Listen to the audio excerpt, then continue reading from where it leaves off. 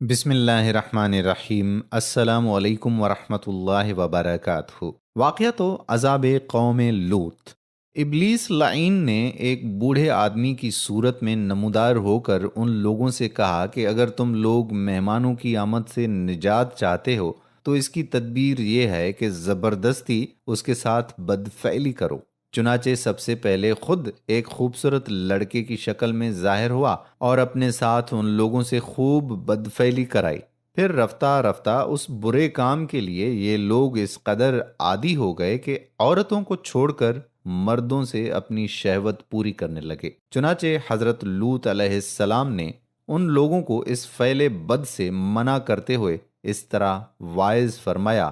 قرآن پاک میں آتا ہے، اے میری قوم، تم وہ بے حیائی کرتے ہو جو تم سے پہلے جہان میں کسی نے نہیں کی، بلکہ تم لوگ حد سے گزر گئے۔ سورہ اعراف آیت نمبر 10۔ لوط علیہ السلام کے اس اصلاحی اور مصلحانہ واعظ کو سن کر اس قوم نے نہایت بے باکی اور انتہائی بے حیائی کے ساتھ کیا کہا، اس کو قرآن کی زبان سے سنیے۔ ترجمہ: اور اس کی قوم کا کچھ جواب نہ تھا مگر یہی کہنا کہ ان کو اپنی بستی سے نکال دو، یہ لوگ تو پاکیزگی چاہتے ہیں۔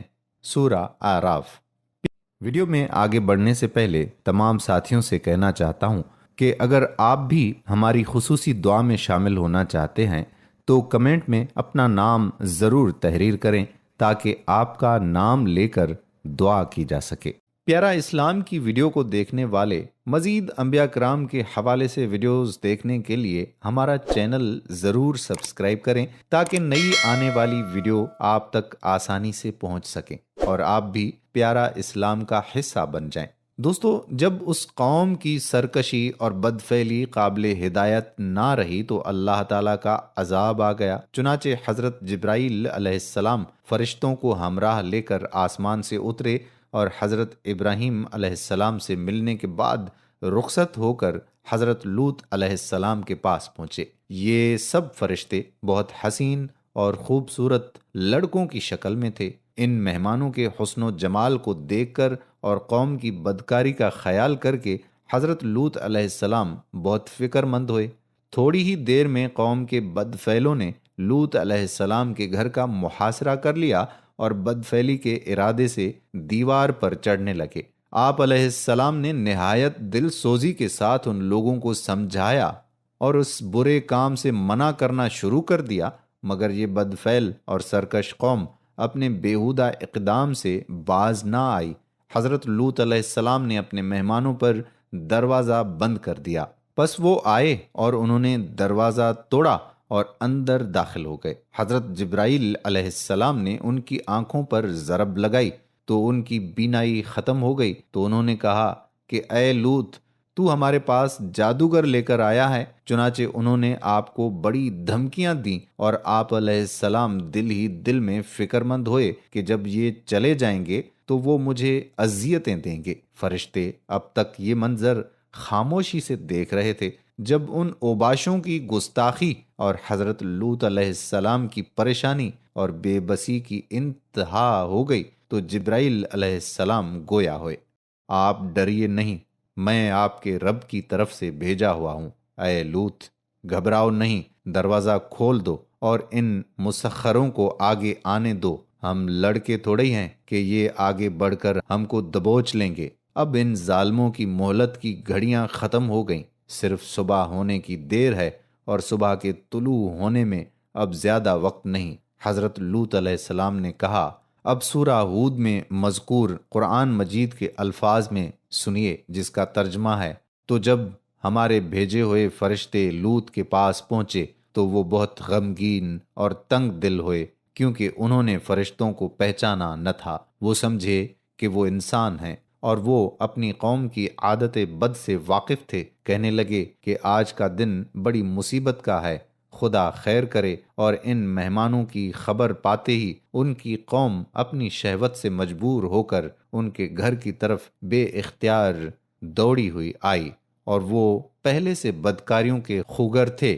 کوئی نئی بات نہ تھی۔ لوط علیہ السلام نے کہا، اے میری قوم، یہ میری بیٹیاں موجود ہیں، تم ان سے نکاح کر کے اپنی جنسی خواہش کو پورا کرو، یہ تمہارے لیے زیادہ پاکیزہ ہے، اور اللہ سے ڈرو کہ پاک اور جائز طریقے کو چھوڑ کر ایسے خلاف فطرت اور گندے کاموں میں مبتلا ہوتے ہو، اور میرے مہمانوں کے معاملے میں مجھے رسوا نہ کرو۔ میزبان کی بے غیرتی ہے، کیا تم میں کوئی بھی بھلا آدمی نہیں ہے جو میری مدد کرے؟ وہ بولے، اے لوط، تم جانتے ہو کہ ہم کو تمہاری بیٹیوں سے کوئی غرض نہیں ہے، اور تم خوب جانتے ہو جو ہم چاہتے ہیں، پھر حجت کیوں کر رہے ہو؟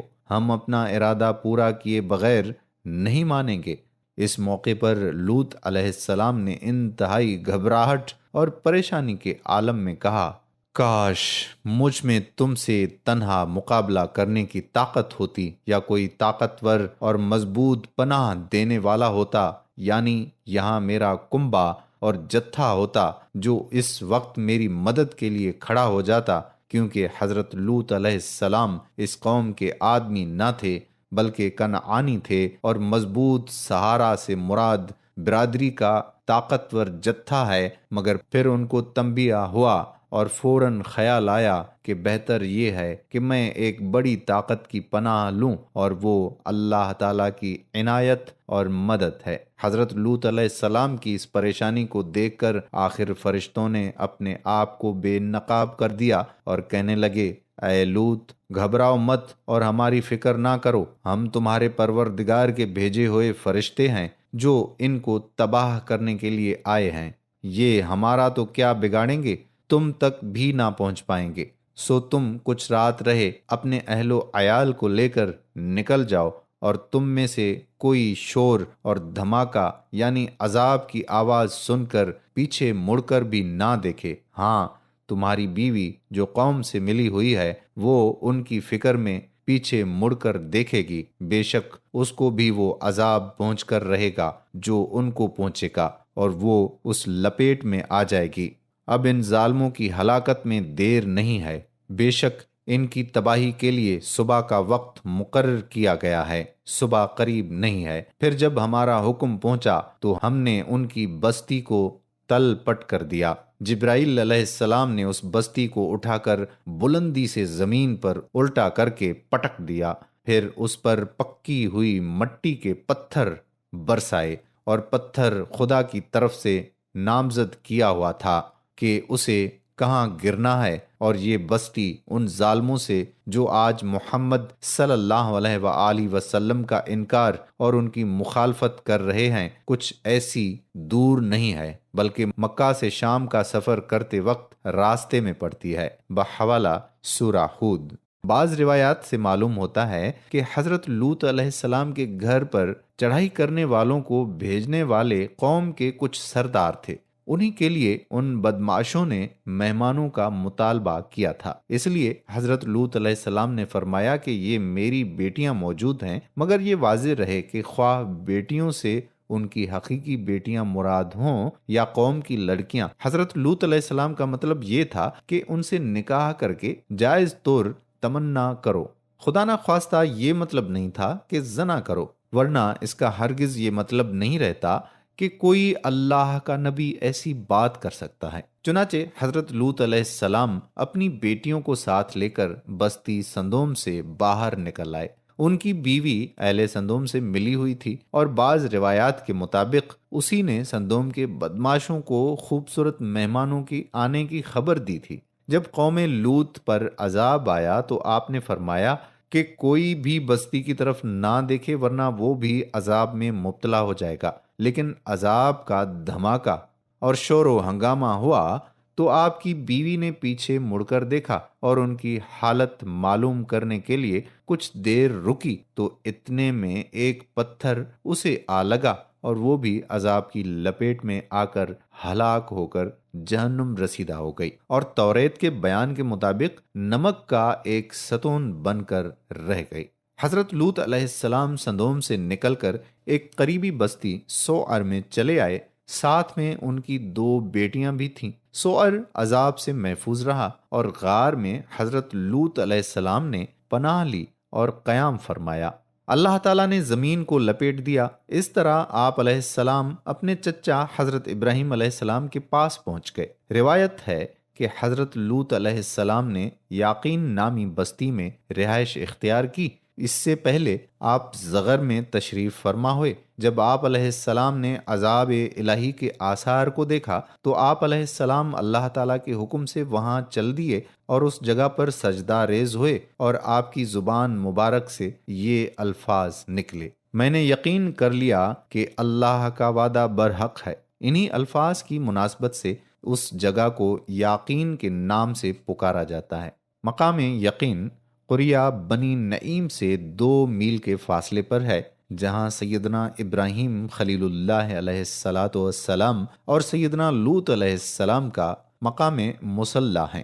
وادی پر قہر الہی سے آنے والی تباہی کے بعد اللہ کے حکم سے اس قریہ بنی نعیم کا رخ کیا، جہاں ان کے چچا حضرت ابراہیم علیہ السلام قریب ہی الخلیل میں رہتے تھے۔ اس پہاڑی سے بحر لوط بالکل سامنے نظر آتا ہے، اور یہی حضرت لوط علیہ السلام کفر بریک نامی گاؤں میں مسجد الخلیل حبرون، جس کے نیچے ایک غار ہے جہاں انبیاء کرام 1 فرسخ کے قریب فاصلے پر مدفون ہیں۔ سیدنا لوط علیہ السلام کی قبر مبارک زمانہ گزشتہ سے اب تک موجود ہے۔ یہ 5 بڑے بڑے شہر تھے۔ ان بستیوں کو قرآن کریم میں موتفقہ کے نام سے موسوم کیا گیا ہے۔ قرآن پاک میں آتا ہے: پس سورج کے نکلتے ہی ایک زوردار چنگھاڑ نے انہیں آ پکڑا۔ جب انہوں نے صبح کی تو اللہ تعالیٰ کے حکم پر جبرائیل علیہ السلام نے ان کی بستیوں پر حملہ کیا اور انہیں ان کی بنیادوں سے ہلا دیا، زمین کو 7 زمینوں سے اکھیڑا، پھر اپنے پر ان کے نیچے داخل کیے اور اپنے پروں کے اطراف پر اس شہر کی بستیوں کو ان میں موجود ہر شے کے ساتھ اس طرح اٹھا لیا کہ ہر چیز اپنی جگہ رہی، پانی کے برتن سے پانی بھی نہیں گرا۔ پھر ان سب بستیوں کو آسمان کے قریب تک بلند لے گئے، یہاں تک کہ آسمان دنیا کے باسیوں نے ان کے مرغوں کی آواز اور ان کے کتوں کے بھونکنے کی آوازیں سنی۔ پھر سیدھا اٹھانے کے بعد اوندھا کر کے پلٹ دیا اور زمین کی طرف پھینک دیا، جو ان کے عمل خبیث کے مناسب حال تھا۔ ان میں سے جو سب سے پہلے نیچے گرے وہ ان کے بالا خانے تھے۔ کسی قوم کو وہ عذاب نہیں دیا گیا جو انہیں دیا گیا۔ پہلے اللہ تعالیٰ نے ان کی آنکھوں کو ضائع کیا، پھر ان کی بستیوں کو الٹا کیا، پھر ان پر آسمان سے آگ میں پکے ہوئے مٹی کے پتھر برسائے۔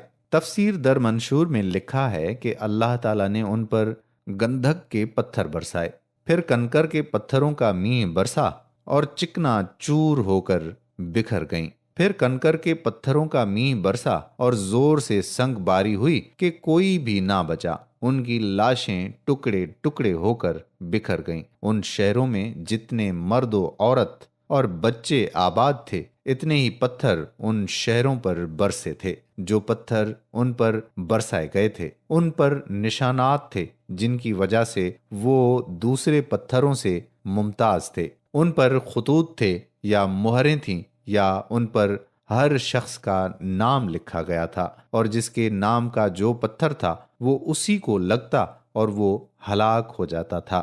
قرآن کریم میں آتا ہے: پھر جب ہمارا حکم آ پہنچا تو ہم نے اس بستی کو اوپر نیچے پلٹ دیا اور ان پر کنکریلے پتھر برسائے۔ ان پتھروں میں بڑے بڑے پتھر مٹکے کے برابر تھے اور چھوٹے سے چھوٹا پتھر گھڑے کے برابر تھا۔ فلک بوس عمارتیں زمین پر اوندھی گر گئیں اور سخت پتھروں کی ایسی موسلا دھار بارش کی گئی کہ وہ سب خاک سیاہ بن کر رہ گئے، اور ہم نے ان پر ایک طرح کا مینہ برسایا۔